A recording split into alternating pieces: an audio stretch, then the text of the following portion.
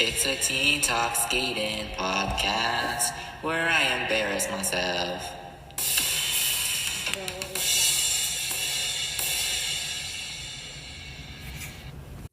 Hello, and welcome to episode 49 of a Teen Talk Skating Podcast.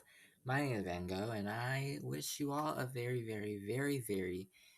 happy new year. This is the first episode of a Teen Talk Skating Podcast in the year of 2025. So, congrats to me for surviving 2024. It was quite difficult, especially towards the end. But yeah, happy 2025. It is, another year of totally amazing content from me, your favorite podcaster on this podcasting platform that you're listening to, which is probably not true, but I like to think it is. Anyway, yeah, more skating, obviously. More skating equals more episode equals me ranting for 50 minutes every single week. Um I hope you all are doing super well. This is my last week of winter break before I go back to the American public institution we call school, or as I call it, something else in my head, but I won't say that. Anyway, I hope you all are doing really well. Hope you all are probably not going to school, maybe going to work. Hope you don't have to go to work. Probably you have to do. Everyone's got to make money somehow. These times, isn't it? Anyway, before I start ranting about, the society, American society, and its downfalls and whatnot, I should probably go to the program of the week, which is related to figure skating, and this podcast is a figure skating podcast and not an economics podcast. Anyway, why would you even listen to an economics podcast? I don't know. You should listen to a skating podcast like this one, obviously. Anyway, probably stop ranting. Gosh, I'm already spent a whole minute and like 40 seconds. Oops. Okay, program of the week. Have fun.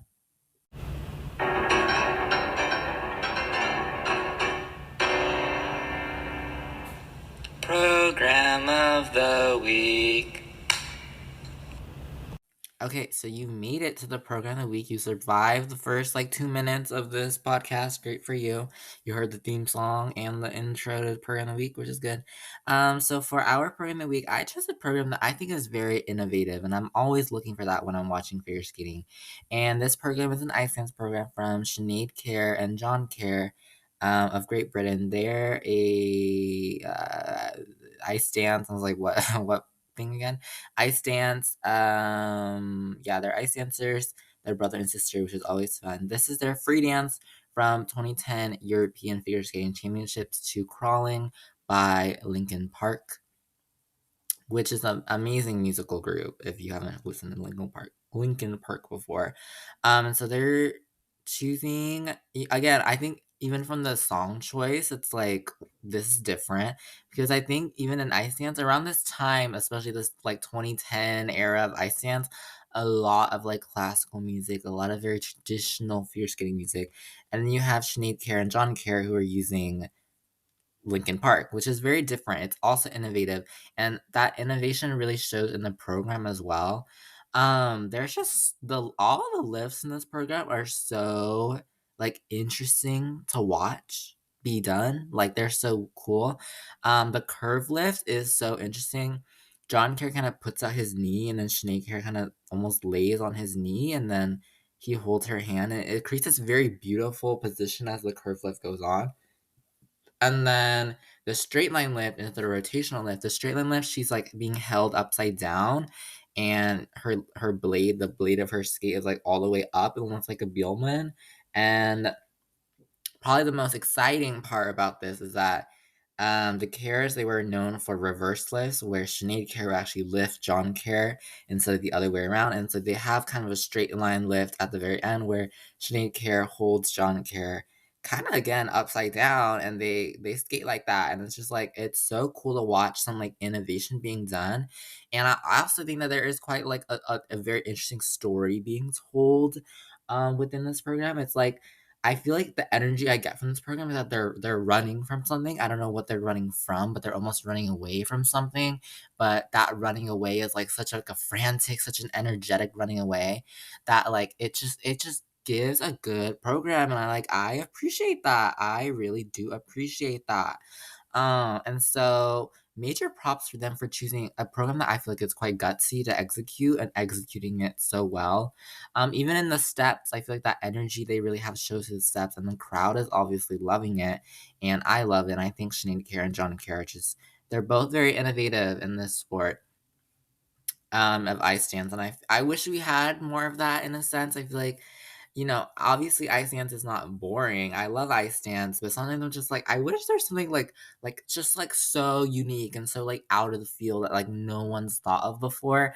And that's kind of the energy that Sinead, Karen, John could give me is that like we're gonna do our own thing. Everyone else can do whatever they want. Yeah, yeah. Like let's do our own unique little thing. And I think Lincoln Park is an absolutely amazing choice for something way different, something way out of left field. So yeah, please go watch Sinead Kerr and John Kerr's free dance at the 2010 European Figure Skating Championships. It's a blast. You'll have fun. Do it after you listen to this podcast, though, right? Mm-hmm. Don't make me say things. I don't know what that means. Anyway, time for your main episode. Yay! That was your program of the week.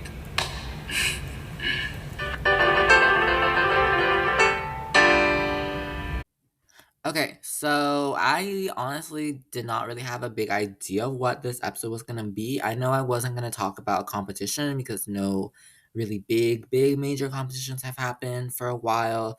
I know I wanted to do more of a video essay episode, but then I had an idea in my head of what to do. But I really didn't have an idea of how to discuss it, and so I kind of catalog that idea, kind of my oh my god, my voice. I sound like a robot for like 10 seconds there. But I want to do a certain idea and I kind of shelved it for a future episode, and I'm sure I'll probably get to it. I don't know when, because obviously there's like so much stuff going on in the world of figure skating. I don't know when I'm gonna get to it, but I probably will get to it. Just don't worry about it, okay? I'll get to it. But I ultimately chose to go with a different idea, and this is the idea that we are going with. This episode is super similar to episode 24 that I did. If you haven't checked it out, you know what to do after that, after this, where I talked about Carmen. I talked about Carmen and how it was figure skating's most loved opera, and I kind of discussed why Carmen, why is it such a big war horse, what the storyline is, like why are people choosing it, why do I hear it every 5 seconds every single day? Why do I hear it in my sleep, in my dreams, and my nightmares? And so in this episode, we're doing something very similar. We're analyzing another big war horse. And as you saw in the title that you clicked on, right, to listen to me talk. Great choice. As you saw in the title, we will be analyzing, I guess not we, it's I. I will be analyzing the famous Moulin Rouge this episode, specifically the film version. I know there is a musical version, but it has different songs and it kind of has ish different plot ish, and like I feel like the more used version in figure skating is the film version. And so I'm going with the film version in this episode just to be clear on that. And so this episode, I really want to discuss why Moulin Rouge? What's so beautiful, important, spectacular about it that we hear it quite often in figure skating, and um, why are skaters using it? What skaters have used it? What programs are very famous set to it? Which there is quite a few famous programs set to Moulin Rouge, as we all know. At least I hope you all know. It is one of those major war horses, especially if we talk about modern war horses, because when we talk about war horses, we maybe often think about a war horse, yeah, a famous piece of figure skating music. Well, I feel like a lot of the time it is quite classical music. Carmen, Scheherazade, and Rack Piano Concerto Number Two, and Claire de Lune and Swan Lake and The Swan, and like those are all very older classical pieces of work. I'm not trying to diss those at all. I love all of them. Some of them, maybe not some of them. But I think what's special about Moulin Rouge is it is a war horse, but it is a very recent war horse. I believe the movie came out in, let me fact check this. It was before I was born. It was 2001, the turn of the century, basically. Okay, it was 2001. That's not the 1800s. So it is quite interesting that it has become such a big war horse in just 24 years. in the sport of figure skating. It did not take 200 years. And so significant as it is a war horse, I feel like it is sometimes also seen as a new Carmen, in the sense that I think Carmen and Moulin Rouge, and I'll discuss this a bit more later, they have very similar themes of love and heartbreak and tragedy, etc., in their storylines and also kind of in their songs as well. I do think it's kind of being seen as the modern Carmen, the contemporary Carmen, as you will. Um, and so Moulin Rouge obviously it has a lot of famous melodies from the song of the movie, the lyrics of it, and I feel like it maybe that is part of it. That I'll discuss even more later. That is from a movie, and not an opera or concerto or some ballet suite kind of thing. And I will be discussing that later as well. Okay. So I went on Wikipedia because I have never watched the movie. I have to say this. I've maybe this is bad. I don't know. I'm sorry. Maybe this is bad, but I have never watched Moulin Rouge the movie at all. I faintly know the story because like I feel like every skater is trying to kind of portray the story. I faintly know the story. I've never watched it, and I one day I will. Okay. I've also never watched Carmen in whole. Maybe that makes me a fake figure skating fan. I don't know. Call me what you want, okay? Call it what you want. Ooh, that's a Taylor Swift song. Okay, anyway, from Wikipedia, the Wikipedia page on the movie. Okay, Moulin Rouge, directed by Baz Luhrmann. Okay, so basically, I'm gonna I don't know how to explain. I'm gonna quickly summarize this to y'all. I'm just gonna say, um, you know what I mean? And okay, so basically there's this guy, it's in France, by the way. There's this guy named Christian, and he is a screenwriter. Okay. He writes the plays, he does that writing thing. And he is writing up his dead love in the beginning of the story. And we're like, oh my gosh, a dead love? Whoa, crazy. And so there kind of goes the writing is kind of like after everything has happened. So then we kind of go back in time and time, not time travel, but it's like a flashback to everything that happens. Okay. Think of where the red fern grows style, a flashback to everything that happens. And so, sometime before the present, where he's writing about his dead love, he went to Paris and he helped write a play. And, at the Moulin Rouge, which is like a theater, I guess, or an establishment where there's entertainment, like an entertainment venue. He wants to impress Satine, who is a performer at the Moulin Rouge, and the company kind of wants to impress the Duke, who has money, and the money is needed to finance the theater. But the Duke wants Satine. So then we have kind of a love triangle situation. Okay, Christian wants Satine, the Duke wants Satine, okay? Both of them want Satine, um, for kind of different reasons. The Duke finds Satine very beautiful, Christian finds her very beautiful as well, but, Christian is kind of poor, the Duke is very, very rich, and what ends up happening is that Satine and Christian fall in love with each other. Oh, I know, and this is very relevant. This is a very relevant detail, especially considering some of the programs that we're gonna discuss. Um, so yeah, Satine and Christian fall in love, and then Christian, he's writing the play that the Moulin Rouge the performers are gonna perform, and he writes the play to emulate this same kind of story about a woman who falls in love with a poor guy instead of the rich king or something. But unfortunately, the love cannot last too long because Satine finds out that she has tuberculosis, also known as consumption, which I always forget that consumption equals tuberculosis. But anyway, she doesn't have a lot of chance to live. She's probably gonna pass away soon. But Christian, I believe knowing this, I don't know if Christian knows this. I'm pretty sure he knows this, but Christian ends up writing kind of a secret song for the play for the both of them, and it's supposed to represent their story.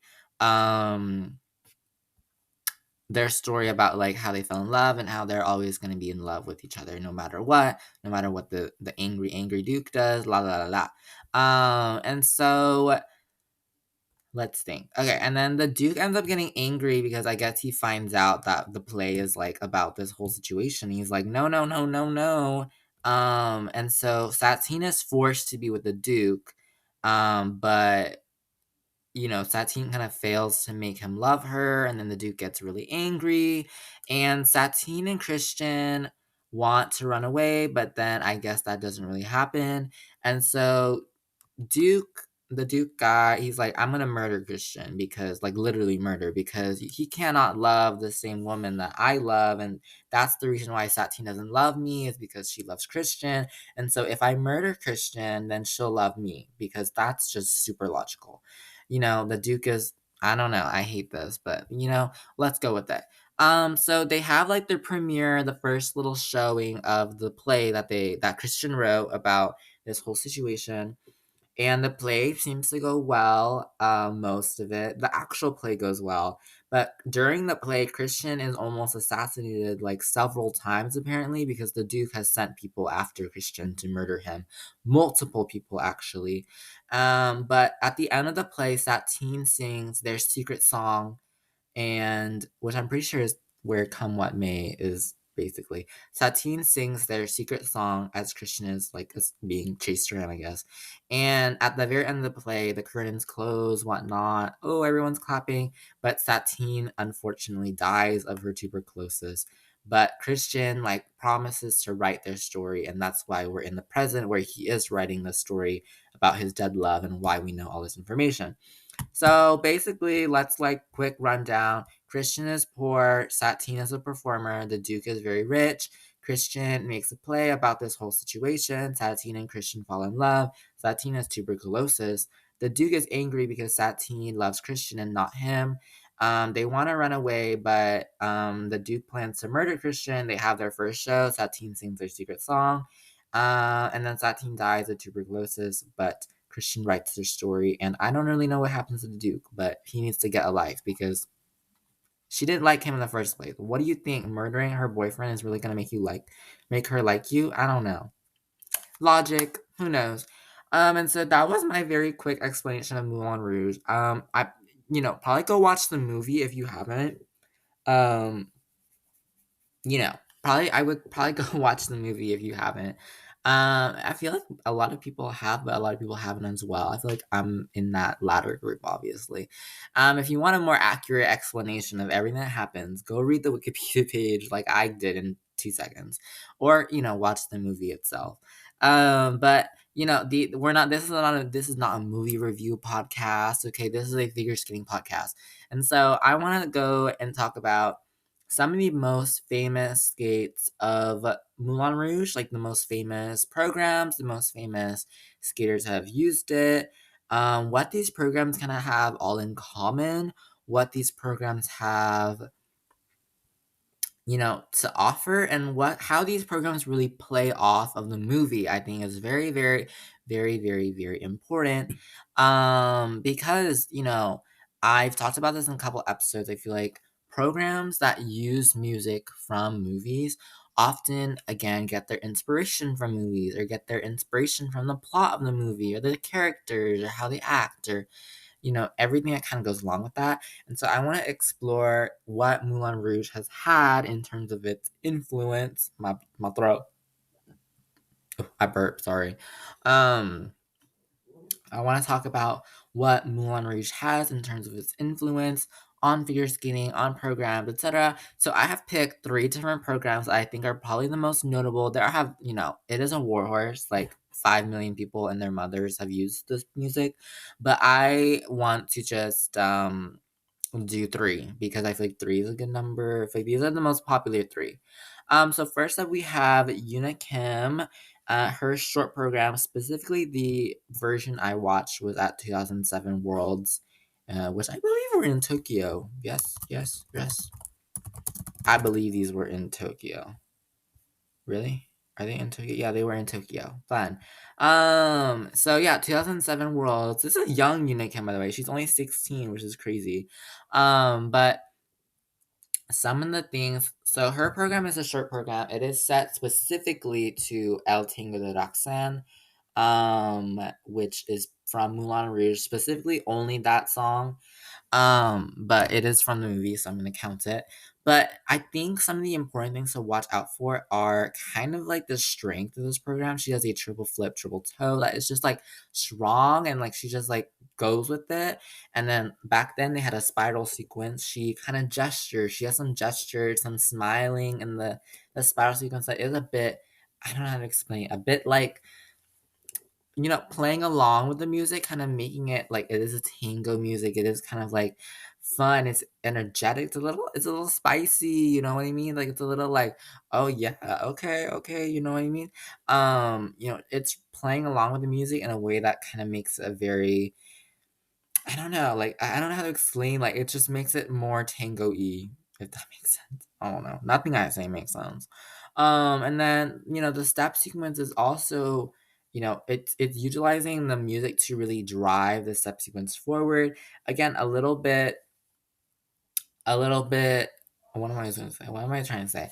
A little bit, like, spicy? I don't know how to explain, like, it's passionate, that's all I'm trying to say. It's a passionate tango, and using the music really drives that forward because of, like, the different, like, violin chords that are going on and, like, the different kinda almost the violin in El Tango de Roxanne is, like, a little screechy almost, I can't explain. It's screechy in a good way. And there is quite a dramatic finish to all of this. And then she gets a world record score, which is very fun for a short program. So what do we learn from Mina Kim is that, spicy, kind of passionate. The music is it lends itself to playing along with the music, lots of gestures, lots of smiles. Yes. Okay.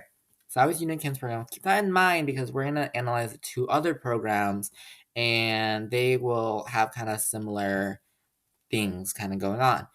The second program that I chose is a free skate from Ashley Wagner, specifically the 2016 Worlds, where she won the silver medal.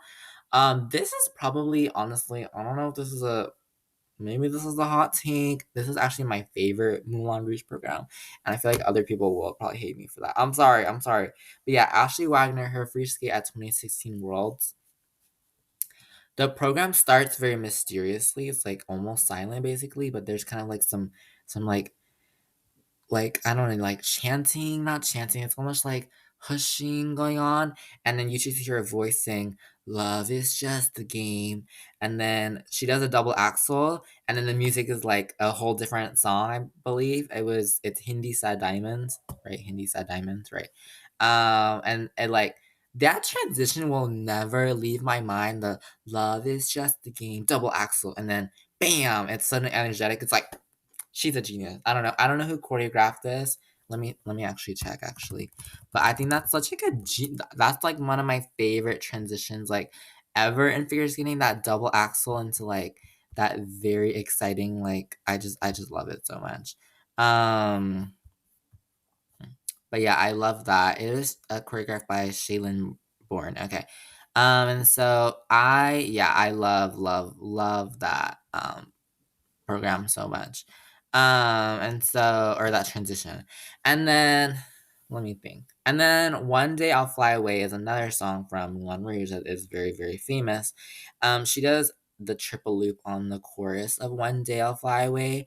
And again, I love moves, technical moves that are like right on the music, and I think that's actually perfect.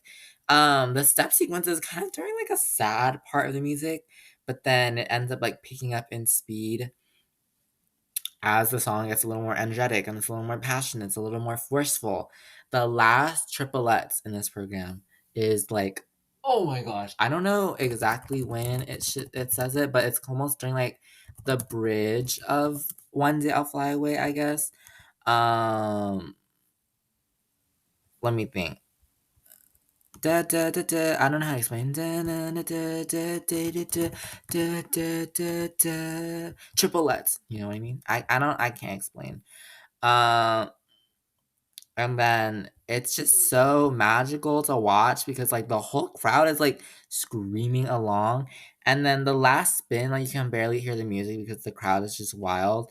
But the music is like, it is kind of releasing, like it's reaching that like climax on the music, and it's just like so big and bold and energetic. And she lets go of her leg in the upright spin, and she's done, and she's like, oh my gosh, that just happened. And like me too, that's what how I feel. And this is a home crowd, by the way. This is in Boston in the US, and Ashley Wagner skates for the USA, and so the home crowd definitely helped making it so epic. That's just great choreography and expression is the main thing in this program. So much expression from the beginning. That transition with the double axel, just like from like kind of wistful and sad to like straight up like just energetic, like that yeah. This is like I'm on my like boss game, you know what I mean? And then kind of like during the step two, it's a little sadder, it's slower, it's somber. But then at the very end, it's like I'm not letting this program get away from me, and this music is like gonna drive me forward, and I just love it.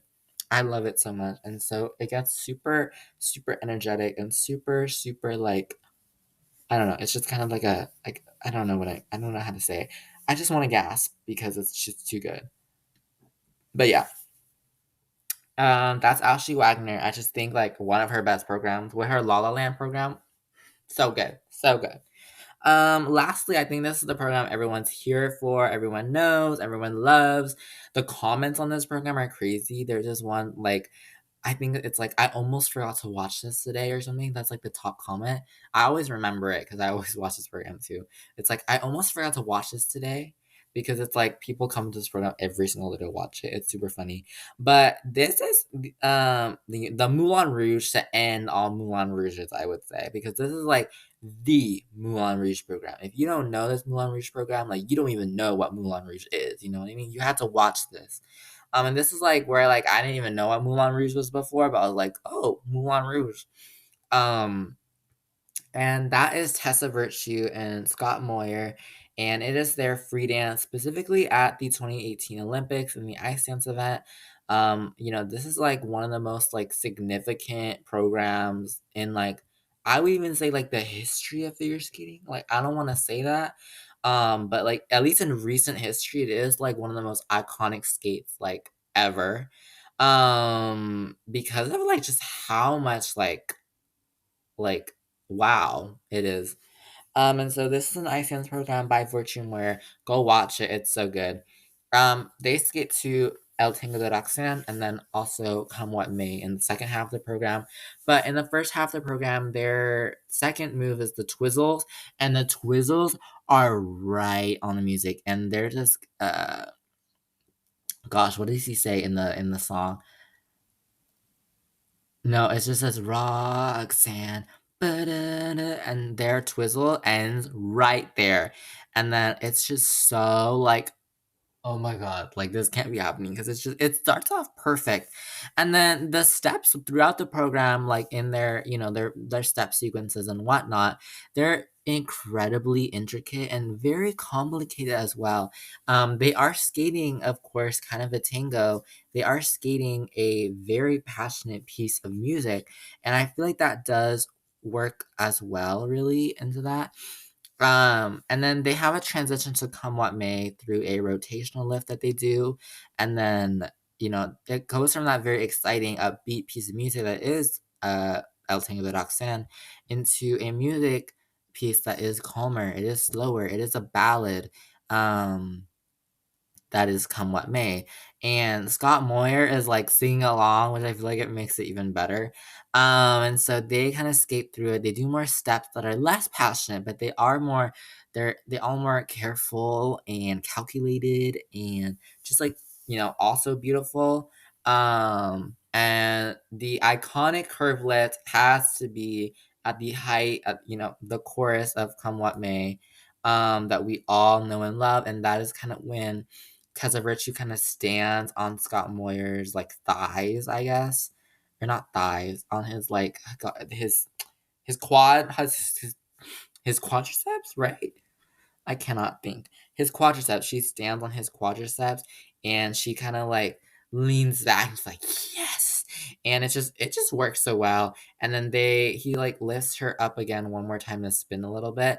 And like, do they die at the end? Like, I don't know what happens, but they kind of die at the end. I'm just like, like, oh my god, they died at the end. I don't know. Something happens at the end, but technically beautiful, and then also just good theatrical acting throughout, and I feel like it's just really passionate along with that technical prowess that they exhibit, but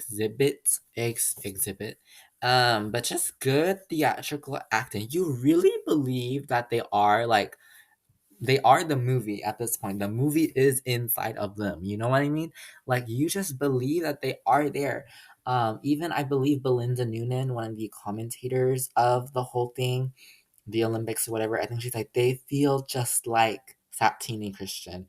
I think that's like one of the like best compliments you could probably give an ice dance couple that are skating to a movie is that their program just looks straight like it's from the movie, like it just came from the movie. I think that just gives you a hint of how like passionate and how just like whoa at this program is. It starts off so energetic and fierce and untamed, but then it's calmer, it's romantic, it's like I can't explain. I can't explain. I cannot explain. Okay, so after looking at all three of those programs from Una Kim, Ashley Wagner, and then Tessa Virtue, and Scott Moyer, Tessa Virtue and Scott Moyer. After looking at those programs, what do they have in common? I think the main thing is the emotion and expression that they all exhibit because they are all quite passionate programs that I think that is kind of like the most important thing to note is that all three of these skates are very passionate programs.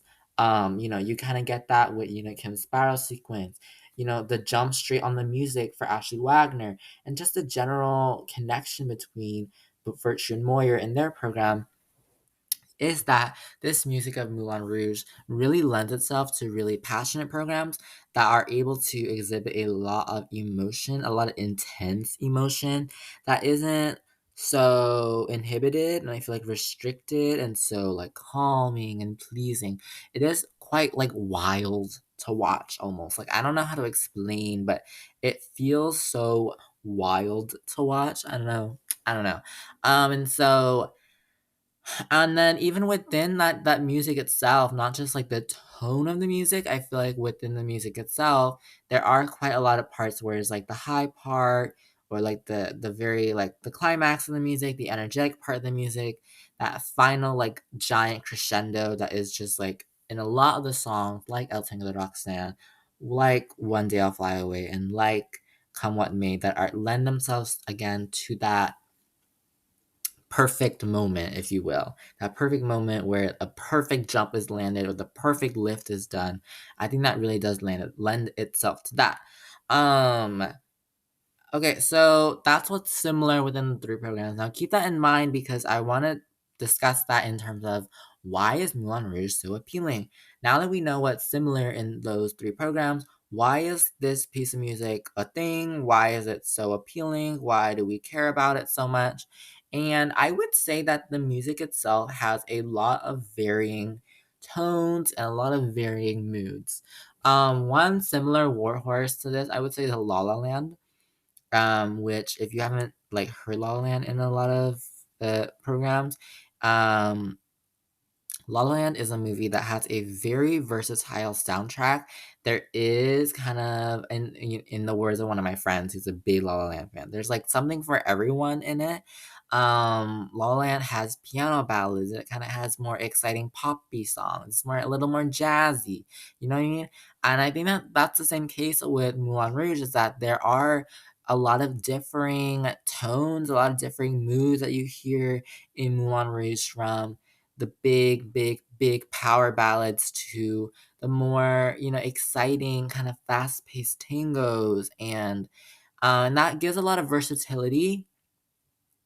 That I think is really important to note because I think skaters they don't look for kind of one-toned programs, if you will, in the sense that they don't look for programs that are like it's just the same thing repeating over and over again. It's the same tone. I guess Bolero, not to judge you, Bolero, but I feel like skaters kind of don't look for something that is so monotone, that it's just so like repeating the same idea, repeating the same tone that, some programs definitely, they definitely do. Pieces of music they definitely do have. And I think that, it is kind of the opposite of that with Moulin Rouge. And I think Virtue and Moyer specifically specifically Virtue and Moyer, they play with this in their program, and I feel like a bit of Ashley Wagner as well. But Virtue and Moyer, obviously having that split in the middle, the first part, El Tango de Roxanne, is very passionate, it's very moving, it's very fierce. And then that second half, Would Come What May, is a lot more slower. I feel like I've said that like 5 times this episode. And so it is versatile, and I think that's why people use it. And then I also think that themes of like drama and like tragedy. This is a tragic story. It's not a comedy. This is kind of like a dramatic movie with a very dramatic story with a death at the end and then a murder plot and you know what I mean? And like feelings of wanting to be with your loved one, but it's like forbidden and like you know what I mean? I think this is what kind of Ashley Wagner plays with a lot of her program. I feel like she is like the queen of expression sometimes. I feel like she has that very dramatic facial expression or have drawing us into the story of this like tragedy that is going on with her that this deeply affected her and you know what I mean? She's like acting like Satine. And then love as well, I feel like is a big one. Obviously, love is just like in everything these days. I'm like a walking Valentine's Day advertisement at this point, in this episode. But forbidden love, I think, is one of the main things. Is like forbidden love makes everything much more intense. Romeo and Juliet, that's probably why that's a war horse. But obviously, with Satine and Christian in this story in Moulin Rouge, it is like this passionate forbidden love that is not supposed to happen. Almost that is not meant to happen. It wasn't meant to be. In the beginning, but yeah, it did happen. And those two people are so intertwined with each other. And obviously, in Virtue and Moyer's program, I think a lot of people see that with a lot of passionate acting, that they are in love. They are, they can't be broken. There's a lot of comments definitely on that video, kind of like, why? How are they not married? How did they not, how are they not dating? Like, this is like, they how did they not fall in love with each other? In in this skating the program. And obviously it is a lot of acting, it's a lot of skill. And obviously that's a huge honor to make people think that like, wow, they should be together. Like they're so perfect together. But with Virtue and Warriors program, it does carry that theme of passionate love that I think a lot of people see and quite a lot of people appeal or look for when they look for figure skating. And so these types of emotions, drama, tragedy, forbidden love, passionate love, they're all very conducive to the theatrics of figure skating programs. In the sense that, you can do the technical side of figure skating to any like song, put on some random I don't know, Christmas music, and you can do twizzles. You can do twizzles to Christmas music, or you can do a lift to Christmas music, or you can, land a triplettes to like, I don't know, Taylor Swift, you know what I mean? But, the music is quite important considering the artistry in figure skating, of course. And, I think these types of emotions that are in Moulin Rouge are very conducive to the theatrics of figure skating, kind of the theatrics of what figure skating like should be, or at least what people think it should be. And I think artistry is very easily portrayed through this. Not to say that Moulin Rouge is an easy piece to skate to, but in the sense that it is easier in the way that it is, a lot more like emotionally impactful itself, I guess. Like the music itself is easier somehow, not like the skating is not easy, of course. And obviously getting those emotions in your skating is not easy. Um but I feel like Moulin Rouge is very easily lendable, I guess, to this type of like very theatrical, very dramatic type of skating that it should be skated with. And I feel like that does make it feel very epic in a way. Epic in the sense that it is like, oh, this is this like love story that it's just like, oh, you know what I mean? Like, it makes you really hang on from the audience perspective. It makes you hang on, like, okay, let me hang on, like, I don't know. Where am I going with this?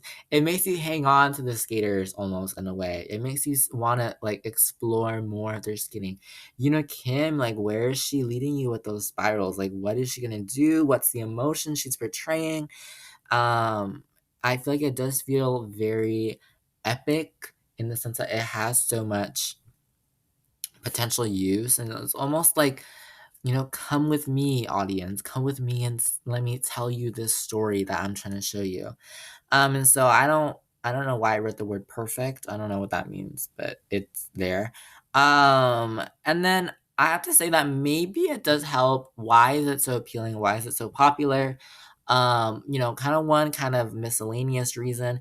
Maybe it does help that it is from like a movie, I have to say. Moulin Rouge is a movie. Whereas other war horses, as I talked about earlier in the beginning of this segment, were not were they are older works by, composers from the 1800s, 1900s. But, Moulin Rouge is from a movie. A lot of people that saw the movie, it's a huge movie. It's a very popular movie, of course. And I feel like maybe that does make it a little more popular with audiences. And that's why it's kind of the modern warhorse. And maybe that's why a lot of skaters are using it as well. Maybe they've seen the movie, they've heard the music before. And so I feel like that does help it make it more like of the modern contemporary warhorse. Whereas Carmen and Rack 2 and all these other Swan Lakes and everything, they are a little bit older, and I think that Moulin Rouge is like the newer contemporary new generation of war horses, as you will, if you will, as you will, if you will. And yeah, I think that that's really why Moulin Rouge has really cemented its place into figure skating as a war horse, as a part of figure skating history. Um, I feel like there are a lot of similarities, to Carmen. I feel like, as I talk, Carmen also has drama. It's also tragedy. It also has themes of forbidden love, passionate love, this kind of love triangle with, this performer in the middle of two different men. And, they're both fighting for her and everything. It is quite similar in themes and kind of in story to Carmen as well. And Carmen as well, I feel like Carmen also has a lot of versatility. Carmen has slower parts. Carmen has faster parts. And so a lot of other war horses also similar ideas. Romeo and Juliet, or Samson and Delilah, or gosh, I'm like blinking. Titanic, I feel like it's also kind of a war horsey as well, a war horsey piece of work. And so those similarities really, I feel like if we talked about the world of war horses, the world of war horses, the world of Warcraft, the world of war horses in general, war horses tend to be tragic, sad, someone dies kind of stories. And these stories are quite appealing to figure skating audiences as well as to figure skaters themselves. And I think that's for all those reasons, that's why Moulin Rouge and so many other pieces of music like Moulin Rouge are so appealing to figure skaters and their fans, the audience, and the judges as well. Don't forget those judges with those component scores. Um, Lastly, I want to talk about just my personal opinion. Do I like Moulin Rouge? Honestly, I do like Moulin Rouge. I like it maybe more than Carmen. I have to admit. Don't hate me, please. Don't go after me because I said Moulin Rouge is better than Carmen. That's my first hot take in 2025. Actually, no, I guess the other hot take is that I liked Ashley Wagner's program more than Virtue Warriors. Sorry, my hot take. 2025 is a hot take year for me. But honestly, yes, I really do enjoy Moulin Rouge. Specifically, El Tango de Roxana is very, very, very good to me. I feel like I love that song so much.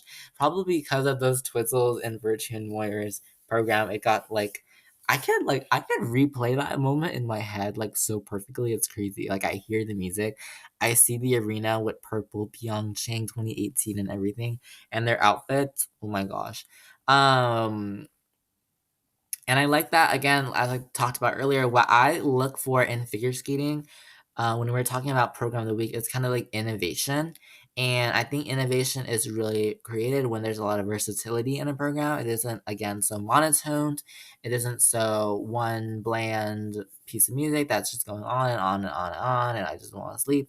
No, it is kind of like a versatile type of music with a lot of different tones and a lot of different styles and a lot of different little itsies and bitsies and corners and things, nooks and crannies everywhere in the music.